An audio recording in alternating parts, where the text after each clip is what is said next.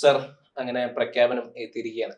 നിലപാടുകളുടെ രാജകുമാരനായ VD. Satheesan കേരളത്തിന്റെ മുഖ്യമന്ത്രിയായി ഇരിക്കുകയാണ്. കെ.സി. വേണുഗോപാലും രമേശ് ചെന്നിത്തലയും ഔട്ടായിരിക്കുകയാണ്, സമ്പൂർണ്ണമായിട്ടും ഔട്ടായിരിക്കുകയാണ്. എങ്ങനെ നോക്കിക്കാണുന്നു?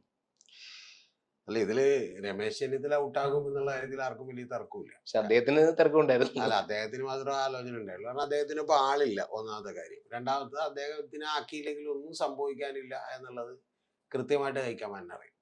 എങ്കിൽ പോലും അദ്ദേഹത്തെ കൂടി അക്കോമഡേറ്റ് ചെയ്തുകൊണ്ടൊരു മന്ത്രിസ്ഥാനം കിട്ടും എന്നാണ് വിചാരിച്ചിരുന്നത്. പക്ഷെ മന്ത്രിസ്ഥാനം പോലും ഇപ്പൊ അദ്ദേഹം ഏറ്റെടുക്കില്ലെന്ന് എനിക്ക് സംശയമുണ്ട്. കാരണം വി.ഡി. സതീശന്റെ കീഴിൽ ഒരു മന്ത്രിയായിട്ടിരിക്കുക, തന്നെക്കാൾ വളരെ ജൂനിയർ ആയിട്ടുള്ള ഒരാളുടെ കീഴിൽ മന്ത്രിയായിരിക്കുക എന്നുള്ള പ്രശ്നമാണ്. കെ.സി. വേണുഗോപാൽ പക്ഷെ ഇപ്പോഴും പിടി പൂർണ്ണമായിട്ടും വിട്ടിട്ടുണ്ട് എന്ന് ഞാൻ വിചാരിക്കുന്നില്ല. കാരണം ഇന്നിപ്പോ പുറത്തു വരുന്ന വാർത്തകൾ അത് എത്രത്തോളം വിശ്വസിക്കാമെന്ന് നമുക്കറിയില്ല. വേണമെങ്കിൽ കോൺഗ്രസിന്റെ ദേശീയ അധ്യക്ഷനായി കൂടി കെ.സി. വേണുഗോപാലിനെ പരിഗണിക്കുമെന്നുള്ളതാണ് ഒന്ന്. രണ്ടാമത്തെ കാര്യം എന്ന് പറഞ്ഞാൽ കെ.സി. വേണുഗോപാൽ ഇപ്പോഴും രാഹുൽ ഗാന്ധിയുടെ വളരെ വിശ്വസ്തനായിട്ടുള്ള ഒരാളാണ്. അതുകൊണ്ട് അദ്ദേഹം ഒരു അപസ്വരം പോലും ഉണ്ടാക്കിയിട്ടില്ല. പക്ഷെ ഞാൻ വിചാരിക്കുന്നത് ഈ മന്ത്രിസഭയിലെ ഒരു എണ്ണം പറഞ്ഞ മന്ത്രിമാർ ആരൊക്കെ ആയിരിക്കണം എന്ന് തീരുമാനിക്കുന്നതിൽ ഇപ്പോഴും കെ.സി. വേണുഗോപാലിന് വലിയ പങ്കുണ്ട്. കാരണം ഇന്നിപ്പോ ഞാൻ വിചാരിക്കുന്ന ഒരു കാര്യം, വി.ഡി. സതീശന്റെ ഒരു ബോഡി ലാംഗ്വേജ് ഒക്കെ ഞാൻ നോക്കുമ്പോൾ ഒരു വലിയ സന്തോഷം കാണാനില്ല. അതിന്റെ അർത്ഥം ഞാൻ ഒട്ടും സന്തോഷമില്ല. സത്യം പറഞ്ഞിട്ടുണ്ടെങ്കിൽ എനിക്ക് എന്റെ വിശ്വാസം എന്ന് പറയുന്നത് ഇപ്പോഴും ഒരു നെയിം സേക്കിന് വേണ്ടി ഇദ്ദേഹത്തെ മുഖ്യമന്ത്രി ആക്കാം എന്നുള്ളതും പിന്നീട് ഇതിന്റെ പുറത്ത് മറ്റു പല കണ്ടീഷൻസും ഉണ്ടാകാനുള്ള സാധ്യതകളും എന്ന് പറഞ്ഞ ഒരു അഡ്മിനിസ്ട്രേറ്റീവ് പവർ താൽക്കാലികമായിട്ട് മുഖ്യമന്ത്രിക്ക് കൊടുക്കുകയും എന്നാൽ ആഭ്യന്തരമടക്കം വേറെ ഏതെങ്കിലും കാര്യങ്ങളിൽ വലിയ വേറെ ഏതെങ്കിലും നീക്കങ്ങൾ ഇനിയും ഉണ്ടാകുമോ എന്നുള്ളതാണ് സംശയം. ഇപ്പൊ തൽക്കാലത്തേക്ക് ആദ്യത്തെ റൗണ്ട് ഗുസ്തിയുടെ ആദ്യത്തെ റൗണ്ട് കഴിഞ്ഞു എന്ന് മാത്രമേ നമ്മൾ വിചാരിക്കേണ്ടതുള്ളൂ. ഇനി അടുത്തത് ഇതിന്റെ ഗുസ്തി എന്ന് പറയുന്നത് മന്ത്രിമാരുടെ കേസിലാണ്. ആ മന്ത്രിമാരുടെ കേസിൽ എനിക്ക് തോന്നുന്നത് ഏതെങ്കിലും തരത്തിൽ ഇദ്ദേഹത്തിന്റെ പിടിയായിരുന്ന ഒരു തീരുമാനം കൂടി ഉണ്ടായാലും നമ്മൾ അത്ഭുതപ്പെടേണ്ടതില്ല എന്നുള്ളതാണ്.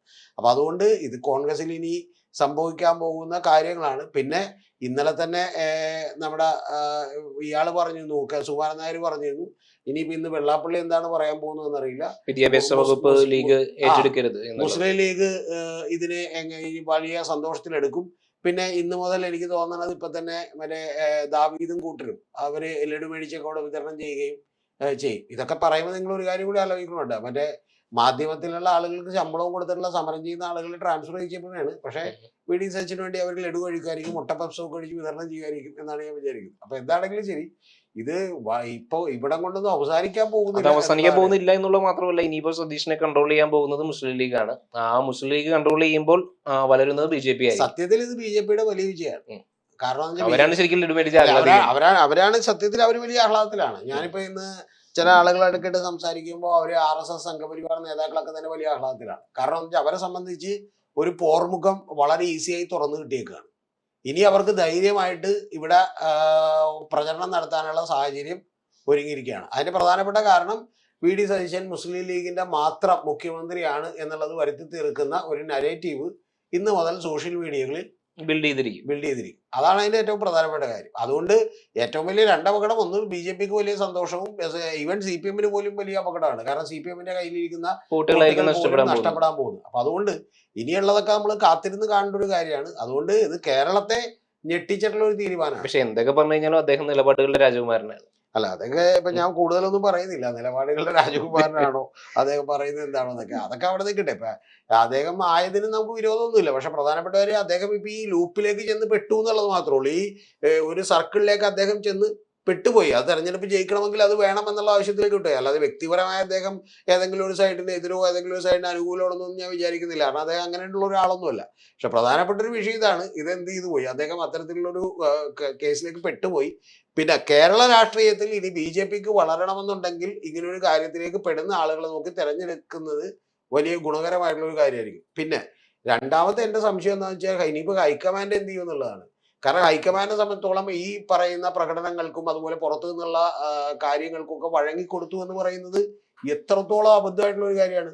അതായത് CLP-യിൽ ഭൂരിപക്ഷം ഇല്ലാത്ത ഒരാളെ തീരുമാനിച്ചിരിക്കുന്നു എന്ന് പറയുന്നു. ഇനി അടുത്ത തമാശ എന്ന് പറയുന്നത്, ഞാനിപ്പോ ലാസ്റ്റ് TV കാണുന്ന സമയം വരെ എന്ന് പറഞ്ഞാൽ രമേശ് ചെന്നിത്തല വീട്ടിലുണ്ടായിരുന്നു. പക്ഷെ ബാക്ക് ഡോർ വഴി അദ്ദേഹം പോയി കളഞ്ഞതാണ്. അദ്ദേഹത്തിന്റെ വീട്ടിൽ ഞാൻ പോയിട്ടുള്ളതാണ്. അതിന്റെ ബാക്ക് ഡോർ വഴി ഇറങ്ങിയെങ്കിൽ അദ്ദേഹം മതിൽ ചാടാതെ എന്ത് ചെയ്യാൻ പറ്റില്ല, പോകാൻ പറ്റില്ല അപ്പുറത്തേക്ക്. അതിന് മതിൽ ചാടി പോകണം എന്നുള്ളത്, മതിൽ ചാടിയാൽ തന്നെ അപ്പുറത്തുകൂടി എങ്ങനെ വണ്ടിക്ക് പോകുന്നുള്ളതൊന്നും എനിക്കറിയില്ല. പക്ഷെ അങ്ങനെ പോയി കളഞ്ഞു എന്നുള്ളതാണ് മാധ്യമങ്ങളോട് പറഞ്ഞേക്കണം. എന്ന് പറഞ്ഞാൽ മാധ്യമങ്ങളുടെ മുമ്പിൽ വന്നൊരു പ്രതികരണം കൊടുക്കാൻ അദ്ദേഹം നമ്മൾ ഈ വീഡിയോ എടുക്കുന്ന സമയം വരെ തയ്യാറായിട്ടില്ല. അപ്പൊ ഇനി ബാക്കിയുള്ളത് എന്തായിരിക്കും കോൺഗ്രസിലും മുഖ്യമന്ത്രിക്ക് ഈ മന്ത്രിസഭ സംഘടനയിലും ഒക്കെ കാണാനിരിക്കുന്നത് എന്നുള്ളതാണ്. എന്താണെങ്കിലും ഒരു സന്തോഷമുണ്ട്, 11ാമത്തെ ദിവസമെങ്കിലും മുഖ്യമന്ത്രി എന്ത് ചെയ്തല്ലോ, പ്രഖ്യാപിച്ചു. ഇനിയിപ്പോ ഒരു മന്ത്രിമാരെ പ്രഖ്യാപിക്കുമ്പോൾ ഒരു 10-20 ദിവസം പിടിക്കും. എന്താണ് മന്ത്രിമാരെ പ്രഖ്യാപിക്കുമ്പോൾ എനിക്ക് വേണമെങ്കിൽ ഒരു 1.5 കൊല്ലം വരെ എടുത്താലും കുഴപ്പമില്ലായിരുന്നു. കാരണം ഇത് ഈ അവസ്ഥയിലാണ് പോകുന്നതെങ്കിൽ ഇടി മാറിയിട്ട് എന്ത് ചെയ്യാൻ പറ്റില്ല, പ്രഖ്യാപിക്കാൻ പറ്റില്ല. പിന്നെ ഇതിന്റെ തമാശ എന്താ വെച്ചാൽ ഇതും കൊണ്ട് തീരുന്നില്ല. താങ്കൾ അറിയേണ്ടത് ഇത് കഴിഞ്ഞിട്ട് വേണം ബോർഡിന്റെ ചെയർമാൻമാർ തീരുമാനിക്കാൻ, പേഴ്സണൽ സ്റ്റാഫുമാരെ തീരുമാനിക്കും. ഇങ്ങനെ എല്ലാത്തിലും വലിയ പ്രശ്നങ്ങൾ ഇനി കിടക്കണേല്. അപ്പൊ അതുകൊണ്ട് വാഗ്ദാനങ്ങൾ നടപ്പാക്കണം. സത്യത്തിൽ ഇത് ഇന്ന് 2 സ്ഥലത്ത് വലിയ ആഘോഷമായിരിക്കും. ഒന്ന് ഏഷ്യാനെറ്റിലും ഒന്ന് മീഡിയ വണ്ണിലും വലിയ സന്തോഷമായിരിക്കും. അതോടൊപ്പം തന്നെ ബിജെപിക്കും വലിയ ആഹ്ലാദമായിരിക്കും. ഇവിടെ ഒരു പരിധിവരെ CPM എന്ത് ചെയ്യാം, സന്തോഷിക്കാം. കാരണം വെച്ചാൽ CPM സന്തോഷിക്കാന്ന് പറഞ്ഞാൽ ഈ കഴിഞ്ഞ 11 ദിവസം കൊണ്ട് തന്നെ ഒരു ഭരണം തുടങ്ങുന്നതിന് മുമ്പ് തന്നെ ഭരണവിരുദ്ധ വികാരം നല്ല രീതിയിൽ ഉണ്ടാക്കി. അപ്പൊ അതുകൊണ്ട് എന്താണെങ്കിലും ഈ ബാക്കിയുള്ള എല്ലാവർക്കുമാണ് സന്തോഷമുള്ളത്. ഞാൻ പ്രതീക്ഷിക്കുന്നത് VD സതീശന്റെ മുഖത്തൊരു സന്തോഷം ഉണ്ടാവുമെന്നാണ്. പക്ഷെ അത് ഉണ്ടായില്ല. കാരണം അദ്ദേഹം ഇന്ന് ഭാര്യ എന്തുകൊണ്ടായിരിക്കാം അതാണ് നമ്മൾ കരുതുന്നത്. എന്തുകൊണ്ടായിരിക്കാം അങ്ങനെ സന്തോഷം ഇല്ലായ്മ എന്നുള്ളത്. KC വേണുഗോപാലിന്റെ അടുത്ത് അത്ര വലിയ നിരാശയെ നമ്മൾ കാണുന്നില്ല. ഞാൻ വിചാരിക്കുന്നത് അതിന്റെ പുറകിൽ എന്തെങ്കിലും തരത്തിലുള്ള ഒരു കണ്ടീഷൻ ഉണ്ടാവും. പക്ഷെ കണ്ടീഷൻ ഒന്നും പൊതുവായിട്ട് പ്രഖ്യാപിക്കണമെന്ന് നിർബന്ധമില്ല, കണ്ടീഷൻ നടപ്പിലാക്കണമെന്നൊരു നിർബന്ധമില്ല. സിദ്ധരാമയ്യ DK ശിവകുമാർ തമ്മിൽ വീതം വെക്കാന്നുള്ള കണ്ടീഷൻ ഉണ്ടായിരുന്നു, അത് നടപ്പിലാക്കണമെന്ന് നിർബന്ധമില്ല. പക്ഷെ എന്റെ വിശ്വാസം എന്ന് പറഞ്ഞാൽ അത്തരത്തിലുള്ള ഒരു കണ്ടീഷൻ ഉണ്ടാവും. ആ കണ്ടീഷൻ പുറത്ത് നിന്നിട്ടായിരിക്കും VD സതീശൻ ഭരണം തുടങ്ങാൻ പോകും. മുസ്ലിം ലീഗിന്റെ ഒരു പാവയായിട്ട് സതീശൻ ചലിക്കുമോ, അതല്ലെങ്കിൽ അവരുടെ ആഹ്വാന പ്രകാരമായിരിക്കുമോ സതീശൻ മുന്നോട്ട് പോകുന്നത്? മുസ്ലിം ലീഗിന്റെ ഒരു പാവയായിട്ട് സതീശൻ ചലിക്കും എന്ന് പറയുന്ന ഒരു അഭിപ്രായം എനിക്കില്ല. കാരണം സതീശൻ ഇപ്പോൾ മുഖ്യമന്ത്രി സ്ഥാനത്തേക്ക് വന്നാൽ സതീശനെ പോലുള്ള നേതാവിന് കൃത്യമായിട്ട് എങ്ങനെ ആളെ പിടിക്കണമെന്ന് അറിയാം. ഇപ്പൊ MLA-മാരുടെ പിന്തുണ അദ്ദേഹത്തിന് ഇപ്പൊ ഇല്ലാത്ത ആളുകൾ മിക്കവാറും കുറച്ച് കഴിയുമ്പോൾ സതീശനെ പിന്തുണക്കാനുള്ള സാഹചര്യമൊക്കെ നിലവിലുണ്ട്. ഇന്ന് തന്നെ നമ്മളിപ്പോ കാണുമ്പോൾ VT ബൽറാം ആണെങ്കിലും PC വിഷ്ണു ആണെങ്കിലും എല്ലാവരും ഷിയാസ് ആണെങ്കിലും ഷിയാസ് പിന്നെ അദ്ദേഹത്തിനൊപ്പം ഉള്ളതാണ്, പറയേണ്ട കാര്യമില്ല. അപ്പൊ ഷിയാസും അതുപോലെ അൻവർ സാദത്തും ഇതുപോലെയുള്ള ആളുകൾ, നിരവധി ആളുകൾ, അൻവർ സാദത്ത് രമേശ് ചെന്നിത്തലയോടൊപ്പമാണ്, രാവിലെ അദ്ദേഹത്തിന്റെ വീട്ടിലുണ്ടായിരുന്നു. അപ്പൊ ഇത്തരത്തിലുള്ള നിരവധി ആളുകൾ കോൺഗ്രസിൽ അധികാരമുള്ള ഒരാളുടെ അടുത്തേക്ക് പോകാനുള്ള എല്ലാ സാധ്യതകളും ഉണ്ട്. KC പിന്തുണച്ചുകൊണ്ടിരുന്ന ഈ MLA-മാരെല്ലാം തന്നെ ഇനിയിപ്പോ VD-യെ പിന്തുണയ്ക്കും? അല്ല, ഞാൻ പറയുന്നത് എല്ലാവരും ഒന്നും പോകുമെന്നുള്ള പ്രതീക്ഷയിലല്ലേ. ഇപ്പൊ VD സതീശൻ കഴിഞ്ഞ തവണ പ്രതിപക്ഷ നേതാവായിട്ടിരിക്കുമ്പോൾ തന്നെ ഈ പിന്തുണ ഒന്നും മേടിച്ചെടുക്കാൻ അദ്ദേഹത്തിന് കഴിയുകയോ സ്വന്തമായിട്ടൊരു ഗ്രൂപ്പ് ഉണ്ടാക്കാൻ സാധിക്കുകയൊന്നും ചെയ്തിട്ടില്ല. അത് അദ്ദേഹത്തിന്റെ വലിയ ബലഹീനതയാണ്. പക്ഷെ അതൊരു ബലഹീനതയാണെന്നും അത്തരത്തിലുള്ള ഒരു പ്രശ്നമായി വിശേഷിക്കുന്നൊക്കെ അദ്ദേഹം ഇതിനകം മനസ്സിലാക്കിയിട്ടുണ്ട്. കാരണം ഈ തെരഞ്ഞെടുപ്പിന് ശേഷം പോലും അദ്ദേഹം ഒരു നാച്ചുറൽ ചോയ്സുമായി മുഖ്യമന്ത്രി ആകുമെന്ന് വിചാരിച്ച ആളായില്ല. പകരം വലിയ സമ്മർദ്ദത്തിനൊടുവിലാണ് ഇപ്പൊ ഏറ്റവും ഒടുവിൽ എന്ത് ചെയ്തേക്കുന്നത്, ഈ 11ാമത്തെ ദിവസം വലിയ കണ്ടീഷൻസിന്റെ അടിസ്ഥാനത്തിൽ ഇദ്ദേഹത്തെ മുഖ്യമന്ത്രി ആക്കുകയാണ്. പക്ഷെ ഞാൻ വിചാരിക്കുന്നത് പ്രത്യേകിച്ച് ഇപ്പൊ പ്രതിപക്ഷ നേതാവാകുന്നത് പോലെയല്ല. പ്രതിപക്ഷ നേതാവാകുമ്പോൾ AICC ജനറൽ സെക്രട്ടറി ഉണ്ടാവുക എന്ന് പറയുമ്പോഴത്തേക്കും 2 അധികാര കേന്ദ്രങ്ങൾ ഇവിടെ കൃത്യമായിട്ടുണ്ട്. പ്രതിപക്ഷ നേതാവിന് പ്രത്യേകമായിട്ടൊന്നും ചെയ്യാനും ഇല്ല.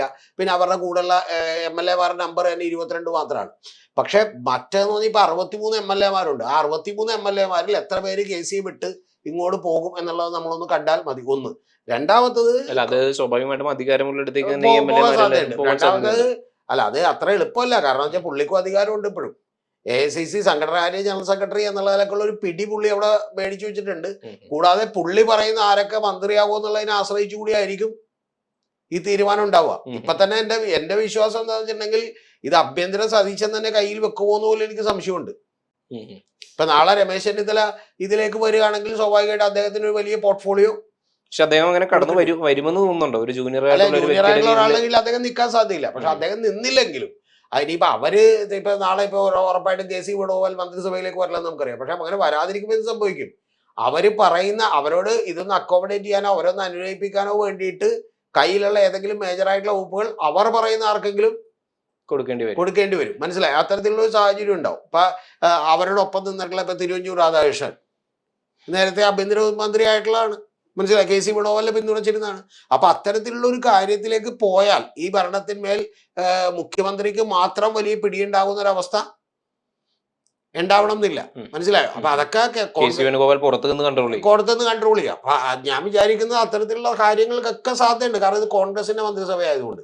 അപ്പൊ അതുകൊണ്ട് തന്നെ ഇത്, പക്ഷെ ഒരു കാര്യമുണ്ട്, ഇത് എന്തൊക്കെ പറഞ്ഞാലും ഇത് മുസ്ലിം ലീഗിന്റെ ഒരു മുഖ്യമന്ത്രിയാണ് എന്നുള്ള നിലക്ക് ഇപ്പൊ തന്നെ ബ്രാൻഡ് ചെയ്യപ്പെട്ട് കഴിഞ്ഞു. ഈ 10 ദിവസങ്ങൾ കൊണ്ടിട്ട് ഇവരുടെ അടക്കമുള്ള അടി കൊണ്ട് ഇവരുടെ അടികളിൽ തന്നെ പകുതി പേര് എന്ത് ചെയ്ത് കഴിഞ്ഞു, സതീശൻ മുസ്ലിം ലീഗിന്റെ മുഖ്യമന്ത്രിയാണ്. മുഖ്യമന്ത്രിയാണെന്ന് പറഞ്ഞു കഴിഞ്ഞു. പിന്നെ ഇനി അതങ്ങനെ തിരിച്ചെടുക്കുന്നേ. ഇപ്പൊ നിങ്ങൾ അറിയേണ്ടത് ഇപ്പൊ നാളെ CPM-നെതിരെ കോൺഗ്രസ് ഒരു ആരോപണം ഉന്നയിക്കുന്നത് BJP ആരോപണം ഉന്നയിക്കുന്ന പോലെയല്ല.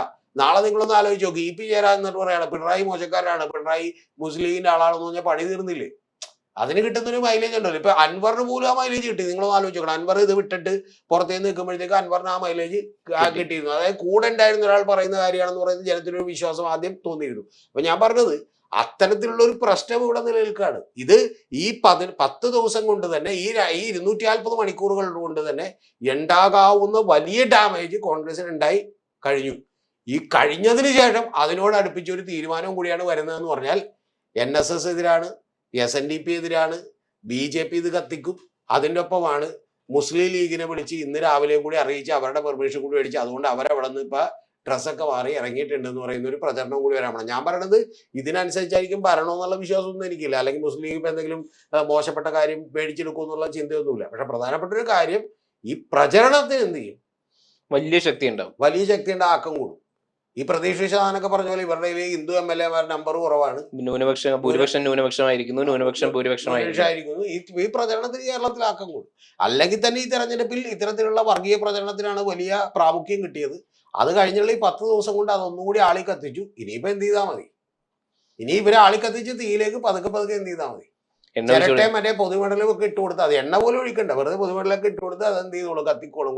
മറ്റേ ഓലയൊക്കെ ഇട്ട് കൊടുത്താൽ പോലും BJP-യുടെ പ്രവർത്തകർക്ക് വേണ്ടുവോളം ആഹ്ലാദിക്കാനുള്ളത്, BJP-യുടെ പ്രവർത്തകർക്ക് വേണ്ടുവോളം ആഹ്ലാദിക്കാം. കുറെ സത്യം പറഞ്ഞിട്ടുണ്ടെങ്കിൽ പിണറായി വിജയനും ആഹ്ലാദിക്കാം. എന്താ കാര്യം എന്ന് വെച്ചാൽ സത്യത്തിൽ ഇപ്പൊ തന്നെ 10 ദിവസം കഴിഞ്ഞപ്പോ തന്നെ ആളുകൾ പറഞ്ഞു തുടങ്ങി ഇവന്മാരും ജയിപ്പിക്കേണ്ട ഒരു ആവശ്യമില്ലായിരുന്നു, പുള്ളീനെ എന്ത് ചെയ്താൽ മതിയായിരുന്നു, ജയിപ്പിച്ചാൽ മതിയായിരുന്നു, ഒരു പ്രശ്നം ഉണ്ടാവില്ലായിരുന്നു പറയുന്ന അവസ്ഥയിലേക്ക് ശരിക്കും പറഞ്ഞാൽ ഒരു 6 മാസം 1 കൊല്ലം കഴിഞ്ഞ് പറയുമെന്നാണ് ഞാനൊക്കെ വിചാരിച്ചത്. നമ്മൾ നേരത്തെ പറഞ്ഞിട്ടുണ്ട് 10 ദിവസം കൊണ്ട് വളരെ ഫാസ്റ്റാണ്.